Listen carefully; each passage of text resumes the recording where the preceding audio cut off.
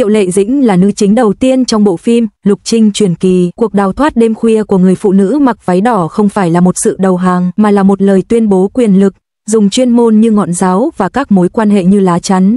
Khi nghệ thuật sứ và luật pháp trở thành chìa khóa, cánh cửa quyền lực được mở ra. Trong bối cảnh hiếm hoi phụ nữ bước vào quan trường thời Nam Bắc Triều, việc Triệu Lệ Dĩnh tỉ mỉ dùng áo choàng che váy cưới của mình đã tuyên bố một nữ anh hùng đích thực, vừa khéo léo trong việc tận dụng quyền lực vừa giữ vững tay lái. Cảnh quay cận cảnh, tiếng sột soạt của gấu váy phản ánh nhịp tim tinh tế của một nữ doanh nhân đang bứt phá. Trong đêm, một bóng người mặc đồ đỏ đi ngang qua bức tường sân, bước chân mang theo bụi và hơi thở, rồi đột nhiên bị chặn lại bởi một chiếc áo choàng đen. Khung hình đó trông giống như một tấm áp phích phim, vừa mang theo sự tuyệt vọng của sự trốn thoát, vừa mang theo sự tính toán bình tĩnh. Nữ diễn viên Triệu Lệ Dĩnh đã biến cuộc trốn chạy khỏi hôn nhân này thành một tuyên bố chi tiết, nhờ giúp đỡ thì được, nhưng từ bỏ quyền chủ động thì hoàn toàn không thể chấp nhận được. Nhân vật nữ chính điển hình thường đặt nhân vật nữ ở hai thái cực, hoặc là một anh hùng đơn độc hoặc bị ràng buộc bởi cảm xúc. Lựa chọn được đưa ra vào khoảnh khắc này trong vở kịch đã lật sang một trang mới. Dùng áo choàng che váy cưới chỉ là một phương tiện, không phải là đầu hàng. Mỗi bước đi tiếp theo đều minh họa một tư thế giỏi tận dụng sức mạnh nhưng không từ bỏ tay lái. Sự tồn tại song song của các cuộc đấu tranh lợi ích trong cung điện, đại diện bởi Lu Trinh Trang, và sự ủng hộ của quần chúng, đại diện bởi Gian Neng, cho thấy bản chất nhiều tầng của mạng lưới quyền lực, đưa câu chuyện trở lại với bối cảnh lịch sử, thời đại đặt ra những ranh giới khó khăn hơn. Trong thời Nam Bắc Triều, từ khoảng năm 420 đến năm 589, quyền lực của các gia đình quý tộc đã ảnh hưởng đến dòng chảy nhân tài, và phụ nữ rất hiếm khi được tham gia vào các quan chức. Nhân vật chính bước vào vòng tròn quyền lực với chuyên môn về nghệ thuật sứ và luật pháp, khiến cho cốt truyện và thực tế có mối liên hệ mật thiết với nhau. Năng lực chuyên môn không phải là điểm nhấn, mà là chìa khóa để mở cánh cửa. Sau khi bộ phim lên sóng năm 2013, nam diễn viên chính trở nên nổi tiếng và nhận được nhiều nguồn lực hơn cho các vai chính. Phản ứng dây chuyền này từ vai diễn đến thực tế cũng trở thành tâm điểm bàn tán. Diễn xuất của các nhân vật nam trong vở kịch tạo nên sự tương phản thú vị. Tình yêu của Cao Triển thường mang danh bảo vệ, nhưng thực chất lại tạo ra những ràng buộc. Cách tiếp cận của Thẩm Gia Diễn lại gần với hình mẫu người bạn đời lý tưởng hơn, không can thiệp, không tranh giành quyền lực và tôn trọng kế hoạch sự nghiệp. Sự so sánh này đề cập đến một chủ đề cũ, một bên điều chỉnh vị thế của mình như thế nào khi năng lực của bên kia tăng lên. Một số người xem đã bình chọn cho hai chế độ này trên các nền tảng xã hội, và cuộc thảo luận sôi nổi cho thấy rằng sự lo lắng thực sự không chỉ đơn thuần là bối cảnh văn học. Từ phản ứng của khán giả đến cấp độ ngành công nghiệp, các tác phẩm điện ảnh và truyền hình phải đối mặt với sự lựa chọn khi định hình hình ảnh phụ nữ, trở thành một anh hùng ngụ ngôn hay tạo ra một hình mẫu có thể sao chép được trong đời thực. Một số nhà phê bình phim đặt câu hỏi về sự bù trừ kịch tính thỉnh thoảng có trong kịch bản và cách xử lý truyền thống các câu thoại cảm xúc. Những người khác lại khen ngợi sự khôi phục tinh tế các hoạt động quyền lực nhỏ bé. Sự khác biệt này cho thấy việc tìm kiếm sự cân bằng giữa các câu chuyện thương mại và các mẫu xã hội là một khóa học bắt buộc đối với các nhà sản xuất hiện nay. Những bức ảnh chụp cảnh cung điện xứng đáng được nhắc đến đặc biệt. Máy quay thường sử dụng cận cảnh để khắc họa chi tiết, tiếng lụa cọ sát vào nhau, ánh nến nhảy múa trên khuôn mặt, tiếng đồ sứ gõ giòn tan.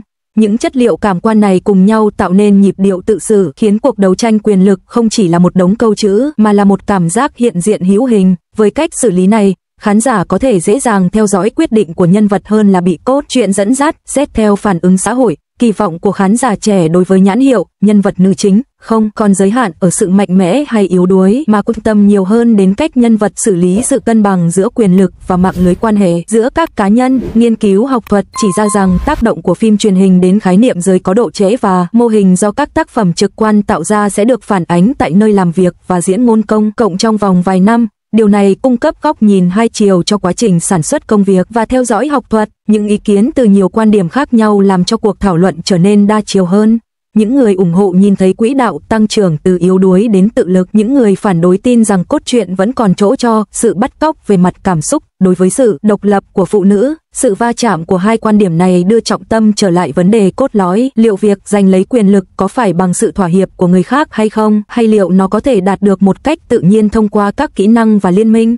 Cái kết quay trở lại khoảnh khắc của chiếc áo choàng đen, một mảnh vải che giấu vẻ ngoài nhưng không thể che giấu nhịp điệu của sự lựa chọn. Nghiên cứu trong tương lai có thể được thực hiện theo hai hướng: một là định lượng tác động của hình ảnh phụ nữ lao động trong phim ảnh và truyền hình đến hành vi của phụ nữ lao động thực tế. Hướng còn lại là phân tích hiệu ứng lan truyền và sự khác biệt trong tiếp nhận các câu chuyện về sự lên ngôi của phụ nữ trong các bối cảnh lịch sử khác nhau.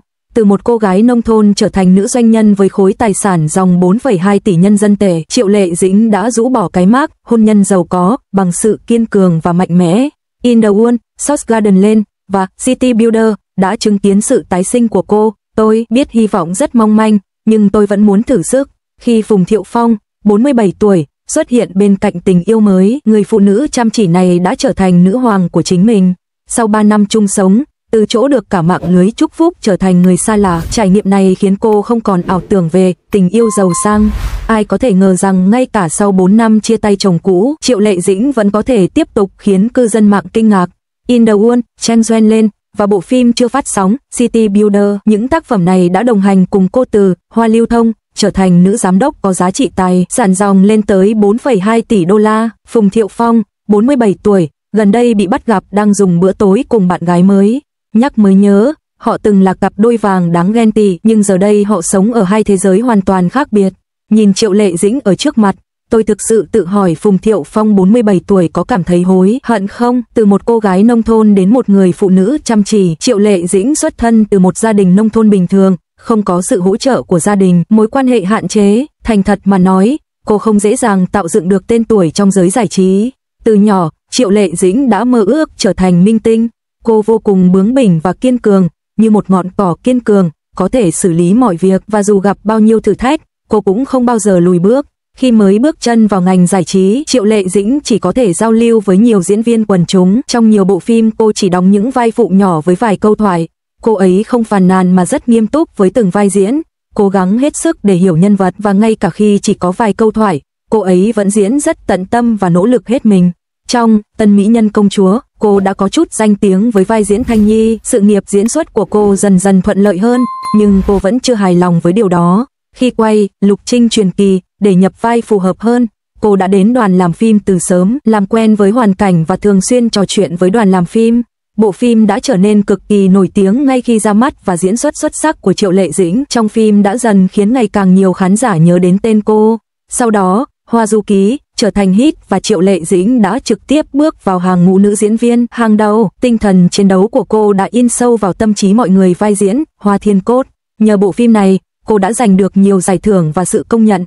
Thời trẻ, Triệu Lệ Dĩnh có một tầm nhìn đặc biệt về cuộc sống hôn nhân. Cô hy vọng sẽ gặp được một người hiểu và yêu mình, cùng nhau sống một cuộc sống ngọt ngào và hạnh phúc. Với cô, sự kết hợp của hai người chính là lời hứa nương tựa vào nhau, nắm tay nhau đi hết cuộc đời. Vẻ đẹp ấy luôn khiến cô khao khát. Cô ấy làm việc chăm chỉ, hy vọng rằng khi sự nghiệp ổn định, cô ấy sẽ có một ngôi nhà ấm áp của riêng mình. 3 năm kết hôn đã dập tắt mọi kỳ vọng của cô ấy. Vào lúc 10 giờ 7 ngày 16 tháng 10 năm 2018, cả hai chính thức thông báo đã nhận được giấy chứng nhận kết hôn. Hôm đó cũng là sinh nhật của Triệu Lệ Dĩnh, còn Phùng Thiệu Phong là ngày 7 tháng 10. Vào thời điểm đó, hai người được biết đến như một cặp đôi kiểu mẫu. Phùng Thiệu Phong thậm chí còn đưa Triệu Lệ Dĩnh về quê nhà Lang Phường ăn ở một quán ăn. Triệu Lệ Dĩnh còn mặc chiếc áo len rộng thùng thình của anh chụp ảnh ở nhà. Cuộc sống không hề hoàn hảo như trong phim thần tượng, những rắc rối trong hôn nhân nhanh chóng xóa tan mọi bộ lọc lãng mạn. Cô vẫn luôn mơ về một mái ấm ổn định, hy vọng có một người thấu hiểu và ủng hộ mình. Nhưng Phùng Thiệu Phong, dù sao cũng xuất thân từ một gia đình giàu có ở Thượng Hải, và quan niệm của họ không thực sự hợp nhau. 3 năm đã trôi qua mà vẫn chưa có dấu hiệu nào cho thấy sẽ có một đám cưới. Trên mạng có tin đồn rằng lý do Triệu Lệ Dĩnh và Phùng Thiệu Phong chia tay là vì mẹ chồng cô liên tục thúc giục cô đổi tên để mang lại may mắn cho chồng, đồng thời yêu cầu cô từ bỏ công việc, về nhà chăm sóc con cái và sinh đứa con thứ hai. Có tin đồn rằng sau khi Triệu Lệ Dĩnh và Phùng Thiệu Phong chia tay, mẹ Phùng không chỉ tìm kiếm người yêu mới cho Phùng Thiệu Phong mà còn công khai chỉ trích Triệu Lệ Dĩnh, phàn nàn rằng cô thường xuyên vắng nhà sau khi kết hôn, không chăm sóc bố mẹ chồng và không muốn sinh thêm con. Bà cho rằng việc ly hôn hoàn toàn là do bà. Triệu Lệ Dĩnh đã nhiều lần nhắc đến việc phải lắng nghe trái tim mình trong mọi việc mình làm. Một khi đã quyết định thì phải kiên định với quyết định đó và không bao giờ dễ dàng dao động. Với tính cách của cô không thể ở bên Phùng Thiệu Phong lâu được. Năm 2021, Triệu Lệ Dĩnh và Phùng Thiệu Phong tuyên bố ly hôn, khiến cư dân mạng một thời gian bàng hoàng. Sau khi ly hôn, tình hình của Triệu Lệ Dĩnh rõ ràng không còn tốt như trước. Cô không chỉ phải tự mình tiêu hóa những cảm xúc tiêu cực mà còn phải chịu đựng áp lực từ đủ loại lời đồn đại bên ngoài. Cô ấy đã chạm đến đáy của cuộc đời và có lúc không biết mình sẽ đi đâu tiếp theo. Nhưng Triệu Lệ Dĩnh vẫn như mọi khi, không hề bị những thất bại đè bẹp. Sau một thời gian nghỉ ngơi, cô nghĩ đến việc tiến về phía trước và bắt đầu lại công việc. Trong lòng cô hiểu rõ, thứ cô thực sự có thể dựa vào chính là sự nghiệp mà cô đã dày công gây dựng, chỉ có nỗ lực và thể hiện năng lực, cô mới có thể trở lại như xưa. 4 năm sau khi ly hôn, cô đã trở thành nữ hoàng của chính mình. Sau khi ly hôn, Triệu Lệ Dĩnh giống như một con thú thoát khỏi sự kìm kẹp. Năm ngoái, Triệu Lệ Dĩnh đã giành giải nữ diễn viên chính xuất sắc nhất tại giải Phi Thiên cho vai diễn trong phim Hạnh phúc ngàn nhà. Năm nay, cô mang tác phẩm mới Thế giới bên kia về Mỹ và tham dự liên hoan phim Tribeca. Sau khi bộ phim mới ra mắt, danh tiếng của nó đã tăng vọt. Trong Vườn rau muống, ra mắt cuối tháng 6, diễn xuất của Triệu Lệ Dĩnh vẫn luôn gây chú ý. Ngay khi phim ra mắt, doanh thu phòng vé tăng đều đặn, Triệu Lệ Dĩnh tự nhiên trở thành chủ đề bàn tán sôi nổi sau bữa tối. Bộ phim The City Builder mà cô đang thực hiện cũng đang thu hút rất nhiều sự chú ý. Chỉ cần xem trailer, ai cũng cảm thấy bộ phim này không hề đơn giản và có cảm giác như một chương trình hay khác đang chờ mọi người đón xem. Sự nghiệp của Triệu Lệ Dĩnh đang tiến triển thuận lợi và diễn biến tình cảm của cô cũng trở thành chủ đề bàn tán sôi nổi. Trước đó có tin đồn cô rất thân thiết với đạo diễn Triệu Đức Ân. Tuy cô chưa từng lên tiếng chính thức về mối quan hệ này, nhưng từ một vài chi tiết tinh tế có thể thấy tình hình hiện tại của cô rất tốt. Bất kể mối quan hệ này có thật hay không, mọi người đều hy vọng cô ấy luôn được hạnh phúc và sống một cuộc sống vui vẻ. Triệu Lệ Dĩnh giờ đây đã trở thành hình mẫu lý tưởng trong lòng nhiều người. Cô đã làm nên cuộc sống độc đáo và tươi đẹp bằng chính sự nỗ lực và tinh thần kiên cường của mình. Mối quan hệ mới của Phùng Thiệu Phong cũng trở thành chủ đề nóng. Tháng 6 năm 2025, anh bị bắt gặp đang dùng bữa tối với cô bạn gái bí ẩn và Lý Á Bằng. Theo video, hai người thỉnh thoảng vẫn tương tác với nhau và dường như có mối quan hệ ổn định. Phùng Thiệu Phong trông rất thư thái, ánh mắt toát lên vẻ thoải mái đã mất từ lâu. Trong khi sự nghiệp của Triệu Lệ Dĩnh đang thăng hoa, nhịp sống của Phùng Thiệu Phong lại hoàn toàn khác biệt. Cư dân mạng không khỏi thở dài, một người trở về với gia đình, một người tiếp tục theo đuổi ước mơ, cả hai đều không sai, chỉ là lựa chọn của riêng họ mà thôi. Giờ đây, Triệu Lệ Dĩnh đã dành 4 năm để nói với mọi người rằng chia tay nhầm người không phải là mất mát mà là một khởi đầu mới. Những lần bị nói rằng không xứng đáng với một gia đình giàu có đều trở thành bước đệm để cô trở nên mạnh mẽ. Những bất bình và sự miễn cưỡng về mặt tâm lý mà cô phải chịu đựng trong hôn nhân cuối cùng đã trở thành nền tảng cho sự tự tin của cô trước ống kính. Liệu Phùng Thiệu Phong có hối hận không? Thực ra, cuộc sống trưởng thành vốn không có khái niệm. Nếu Triệu Lệ Dĩnh bị thu hút bởi tương lai rộng mở và những giấc mơ tươi sáng, còn Phùng Thiệu Phong lại mong muốn sự ổn định của hiện tại. Bà đã nói điều này trong The City Builder với ý nghĩa sâu sắc. Tôi biết hy vọng rất mong manh, nhưng tôi vẫn muốn thử. Giờ đây, cô đã trở thành người xây dựng thành phố trong cuộc đời mình. Còn cuộc hôn nhân đã kết thúc từ lâu, thực ra chỉ là một dấu vết cũ trên bản đồ cuộc đời cô, đã được thay thế bằng một câu chuyện mới từ lâu.